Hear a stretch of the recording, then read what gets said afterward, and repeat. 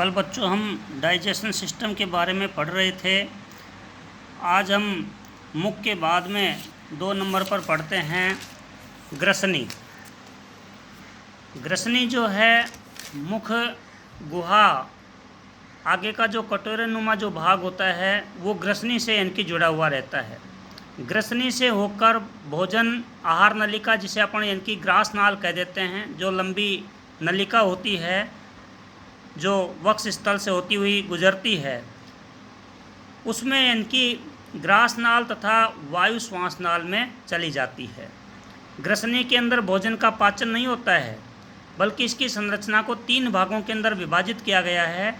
ये केवल इनकी भोजन को मुख गुहा से ग्रास नली के अंदर भेजने का कार्य करती है। नासाग्रसनी, मुखग्रसनी और कंठग्रसनी, ये 3 भाग इन 3 भागों में विभाजित किया गया है। अब ग्रसनी जो है भोजन को आगे ग्रास नली में भेज देती है। अब ग्रास नली जो है लगभग 25 सेंटीमीटर लंबी पेशीय नली होती है, जो वक्ष स्थल से होती हुई और उदर गुहा में प्रवेश करती है। अर्थात इसका कार्य भोजन को आमाशय में पहुंचाना होता है। भोजन को आमाशय में पहुंचाती है। इसके अंदर श्लेष्मा ग्रंथियां पाई जाती हैं। श्लेष्मा जो ग्रंथि जो होती हैं वो श्लेष्मा का श्रवण करती हैं, जो चिकना पदार्थ होता है। तो इसमें इनकी भोजन जो है, जब इसकी पेशियों में क्रमांकुंचन की जब गति होती है तो भोजन जो है आमाशय में चला जाता है। ग्रास नली के शीर्ष पर ऊतकों का एक इनकी पल्ला होता है, जिसे घाटी ढक्कन के नाम से एपिग्लोटिस कहते हैं।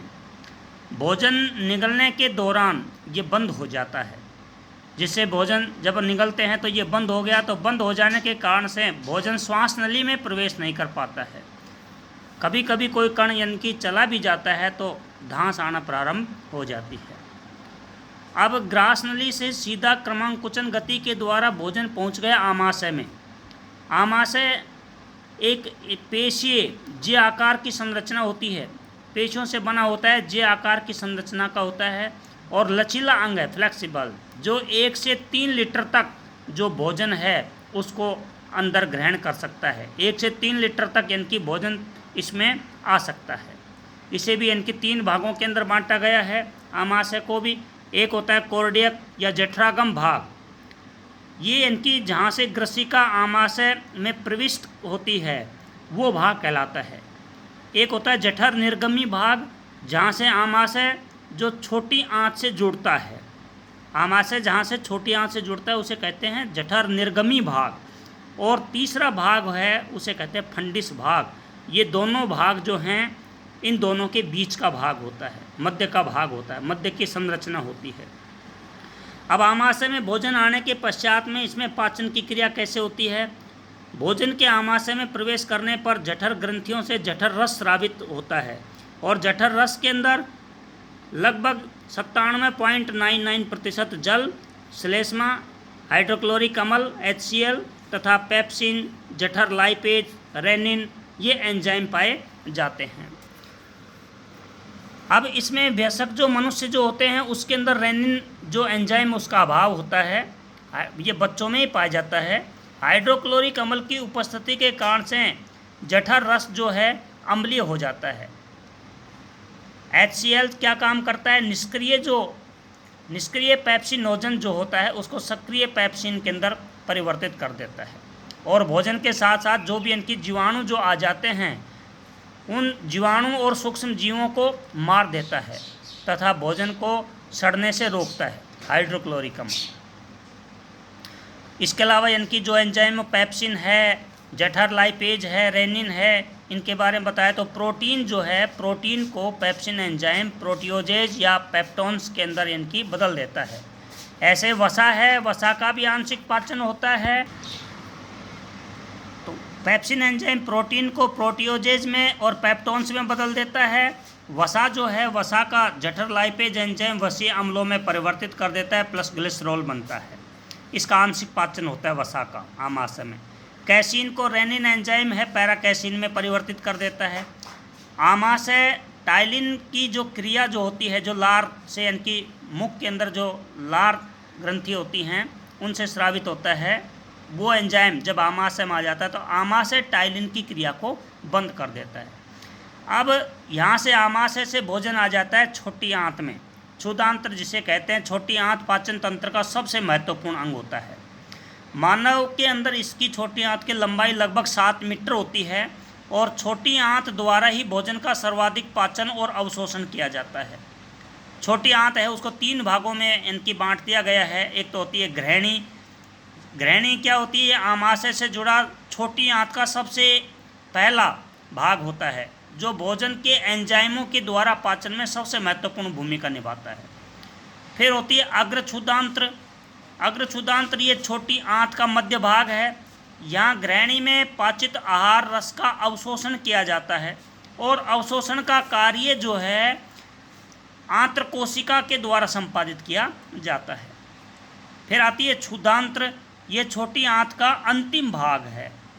छोटी आंत का अंतिम भाग क्षुदांत्र होता है जो बड़ी आंत के अंदर जा कर के ना खुलता है, दोनों को जोड़ने का कार्य करता है। ये भाग पोषक तत्वों विशेष तौर से इनकी पित्त लवण और विटामिन्स जो हैं उनका अवशोषण कर लेती है छोटी आंत, जो अग्र क्षुदांत्र में अवशोषित नहीं हो पाए थे उनका अवशोषण। ऐसे कुछ इनकी आंतरिक रस जो हैं, जैसे माल्टोज को माल्टेज एंजाइम ग्लूकोज में परिवर्तित कर देता है, लैक्टोज को लैक्टेज एंजाइम ग्लूकोज में परिवर्तित कर देता है, सुक्रोज को सुक्रेज एंजाइम ग्लूकोज में परिवर्तित कर देता है, वसा को लाइपेज एंजाइम वसीय अम्ल में परिवर्तित कर देता है, डाइपेप्टाइड्स को डाइपेप्टाइडेज एंजाइम एमिनो अम्ल में बदल देता है, न्यूक्लियोटाइड्स हैं फॉस्फेटेज एंजाइम नाइट्रोजन क्षार और राइबोज में परिवर्तित कर देते हैं। ये सब छोटी आंत के अंदर क्षुदांत्र के अंदर इनकी ये क्रिया जो है संपन्न होती है, छोटी आंत में संपन्न होती है। छोटी आंत अब आकर के ना खुल जाती है बड़ी आंत में।